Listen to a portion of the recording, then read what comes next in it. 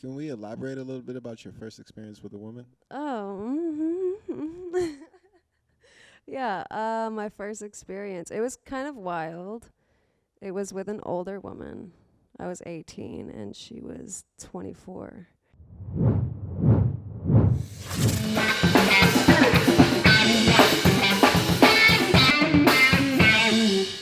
Yo, this is Leo Black exclusively at Dame Dash Studios, and this is the Leo Black Show. My name is Leo. We at Dame Dash Studios, and this is the Leo Black Show. And my special guest today is Nicolina. Thank you for having me. Yo, so we just touched on your art. I mean, the jackets you made is out of this world. How do you come up Thank with you. those concepts? Well, usually I ask the people who want one. I just ask them, what they want on it, and it's usually just custom to what they like, or they ask me to make stuff up, and I kind of just stalk them a little bit and figure out what they like and go from there. That's dope. And I'm super familiar with your YouTube presence. I mean, you went viral recently. You dropped a video like eating raw meat. Oh yeah, That that was was fun. wild. That was fun. I mean, That was what, fun. what was that inspired by? So TML, TML was interesting. It was the first song I dropped in like over a year, and I wanted to start with that song because it was current. Like I was dealing with exactly what I was singing, and in that song it was just kind of like being vulnerable, and the video was inspired by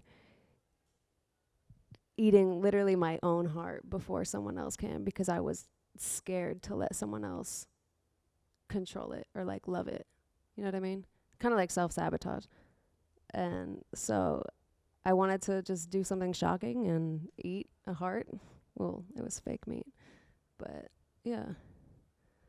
That's dope. I mean, that's one of the things that I feel like is very noticeable about you is that you definitely stand out because it's originality. You have your own vibe. And I wonder, what does that manifest from? Even coming down to your name, like mixing your name with your grandmother's name and your middle name. I mean, that's inspiring by itself, just so you can carry your family's legacy throughout your career. Yeah, for So sure. where does that stem from? Well, when I started doing music, I had a different name, but I didn't want to go by my real name. My grandmother she passed before I started music, and she was a big inspiration to me. Like, she was the first one to show me how to play piano. She showed me music and just told me how to follow my dreams, more than anyone else could. And so after she passed, I wanted to honor her by taking her name and using it as my own. So that's kind of where like my inspiration comes from deep down, and yeah, I carry it with me every day. Nice. And what's your nationality? I'm Italian. Yeah. Okay. Do I look Italian? I mean, you definitely look a little bit of you look foreign. So Do I look from like I'm from the I future? guess that passes for Italian. Yeah, I mean, I think that's dope. It definitely comes off as like tradition, the way you carry yourself. You got the whole mob style going on with the Do blazer I? and Thank you. what inspires your fashion? Because Oh I God, see all black. I love the color black, by the way. Elton John. Is he really your father? Him and like Gaga. If I could just, and like Joan Jett.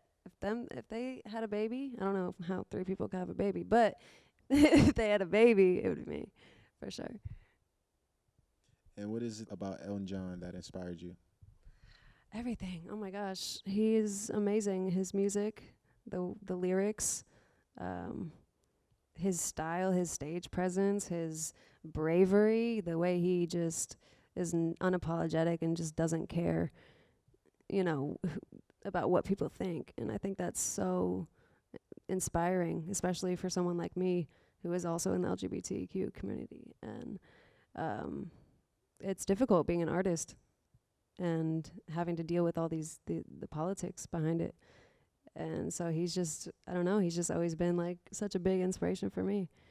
And his music touches me in a fucking weird way. I don't know if I could curse on here. Absolutely. We're totally uncensored, raw, so you can speak freely. The lyrics behind his music is just amazing. So, yeah. Can we elaborate a little bit about your first experience with a woman? Oh, yeah. My first experience. It was kind of wild. It was with an older woman. I was 18 and she was 24 at the time. Yeah, I was 18. Damn. But yeah, she kind of just like showed me a different world, and ever since then, I have been with only women, and it's yeah, my first experience was interesting.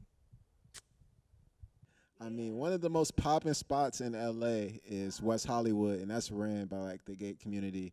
What's your favorite spot in West Hollywood? I like the Abbey. No, I like what is it called? Damn, it's this place with a pool table 'cause I'm like super addicted to pool. I was at a pool hall last night. Flaming Saddles. No, that's not the pool hall. It's Motherlode. Yeah, it's Motherlode. Have you been there? I've heard of it, but Have I you been haven't to been West there. Hollywood ever? Yeah, I ran through West Hollywood before. Oh, I went to okay. the Abbey. I love the a couple Abbey. clubs. I mean, the thing is, it's totally neutral now, so it's not like That's true. you can't be straight and still go out in West Hollywood bars and clubs. You It's said you not- can't be straight, or you Huh? can? I said it's not like that you can't be straight. Oh, yeah, so yeah, yeah. Definitely straight people are in West Hollywood For all the sure. time. There's straight guys that go to West Hollywood just to pick up on Pick up girls. because there's so many straight girls in West Hollywood, just like with their friends, with their gay friends, just hanging out, chilling. So, like I said, it's definitely one of the hot spots for gay people, straight people, bisexual people, That's really, really whatever your fun. preference is. Mm-hmm. I just found out about a spot actually where you can smoke weed in, like at a cafe and chill and eat and shit. And just Really? That sounds like openly- Amsterdam. Some shit. Red light district, straight up. Yeah. One of the first recreational spots where you can smoke weed and have lunch. That's crazy. And it's in West Hollywood. Damn. And a law, like, they just passed a law to where West Hollywood bars are open till 4 a.m. That's crazy. Yeah, 4 a.m. It's like almost Miami time, right? Miami. There's a like 24-hour place in Miami. I don't know. Anyway. So how is it coming from Hunters Creek, Florida, transitioning into LA? Oh my God, it's completely different.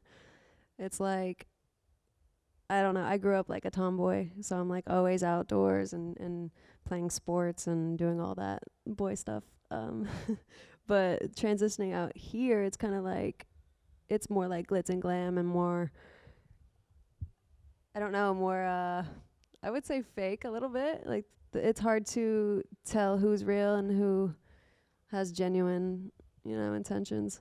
So it's just more, you kind of have to be more sharp out here. That's dope. We got to Yeah. get that collaboration here at the gallery and auction Yeah, some for sure. jackets off. We can like hang stuff on the walls. I actually want to start painting like live here. That would be cool. If we do like just a show, maybe like paint in the background while people are performing and then jump on stage. We definitely can make that happen. Yeah. We were just at the table saying we want some live tattoo artists here for our event. So I do tattoos. facts? Yeah, I do stick and poke. I kind of taught myself it was a weird obsession for like a week or two. But I have like an alien I did on my ankle, and then I did a few of my friends, and then I did like my hands and stuff. But How many it's tattoos do you have? oh God, I think we counted the other day. I forget. There's so many. I just got a big one, a big piece right here. That was painful. And what does it symbolize? It's more like I really wanted to get like a traditional. I was inspired by Amy Winehouse because she's also my mother. Love Amy Winehouse. Yeah, so I wanted to do like, how she has that horseshoe. I was like, damn, I really want a horseshoe. And then I was like looking at pictures. I was like, I also want an evil eye. And so I kind of like incorporated all that, and I put some Italian word at the bottom that says good luck in Italian, and I drew it all together. And then that night I just found a tattoo artist. My boy had a tattoo artist like at his crib, and so he was like, come through, and I was like, okay. Got drunk and then came over. That's dope. I mean, and speaking That's of fun. Amy Winehouse, she's a definitely talented, unique artist. Mm-hmm. What inspired you about Amy Winehouse? Oh God, Amy Winehouse. There's a lot to learn from Amy Winehouse. Being so young and being so successful and the way she makes her music is inspiring. The lyrics, everything, her stage presence. But it's also like, it's a learning experience, I think, looking at her and to see how effective like drugs and alcohol and abuse can be. And it's scary that that's what we have to think about and what we have to live with. But as an artist, like, especially going into that crazy world, like, you have to ground yourself and you can't let that shit take over you, because it can so quickly. And you could see what happened to her. You know, it could happen to anyone. That's facts. I mean, especially like you said, when you're surrounding yourself with your close friends, Mm-hmm. you guys just killed a show, 10,000 people. Mm-hmm. You're in the green room, everybody's snorting coke, and it's so easy to be like, oh, this is It's the thing temptation. to do, you know? Yeah, that's why you have to. Because these people are successful, and I mean, they're doing it, so that means successful people must do this. I have before. Like, I definitely had my days surrounding myself with that and those type of people, and it's just not a healthy lifestyle. Like, I've personally experienced it at a young age. I was like 18, and I was living like a freaking rock star, like, at 18, and it's not worth it. Like, you don't want to go down that path. Luckily, I got out of it and know better now. But it's just all about who you're surrounding yourself with, and just keeping a good head on your shoulders, and that's it. I mean, and speaking of being a rock star, you not only do vocals, but you also play a couple instruments. Mm-hmm. Can we talk about the instruments you play and how you get into playing the instruments you do? Well, my grandma taught me how to play piano as a kid, and I took a class in school, but I'm not like crazy good. Like, I just know how to write songs with the piano, and I'm learning guitar, so I have like a teacher, and it's been great. But yeah, I just know how to like create songs and bounce off the guitar and the keys. And so it's fun to perform with a keyboard, and I want to perform with a guitar. My dream is to like be able to bounce off every instrument, because I'm like decent at the drums. I'm not like crazy, but I would love to just harness all of them and be able to perform with them. I think it'd be cool. That's facts. I mean, can we be looking forward to hearing that on the next project? My first song, I plugged in the guitar, and it was like me and my boys in a hotel room recently, and I just started messing around with the guitar, and he starts recording it, and I was like, damn, okay. So we actually made a song with my guitar on it, and so I can say I produced that song a little bit. Producer credits is I know, isn't that crazy? I mean, that's the next level. That's right crazy. there. Not only writing, but producing vocals. I also engineer. Mixing, mastering. Yeah. You're just like a studio rat, huh? You just stay in the studio all day and just I love being in the studio, yes. If I could be there every day, I freaking would. Every day. Dope. I mean, and speaking on that project, where can we hear some new music from Nicolina? What are the fans looking forward to? I mean, for the fans out there that just became a fan, that are just now finding out about you, where can they go to just catch up? So I'm putting everything out on my Spotify and on iTunes and everything. I have 2 music videos out now that I just released in the past month. So that's on YouTube. And I have a lot more actually on YouTube, a lot more videos. But my music is just on Spotify and iTunes. And I'm about to release a song every month, hopefully with a visual. But every month until like next year. And then hopefully have a project out by then. So I have like 20 songs under my belt, which I'm really, really excited to put out. It's a lot of content. Yeah, I've just been racking it up this past year. Just been, and finally, all the politics and stuff went by, and now I'm able to put it out. Dope. And on top of that, I mean, your live shows is crazy. Thank you. I've seen a little bit on the 4. Can you talk a little bit about your live show performance?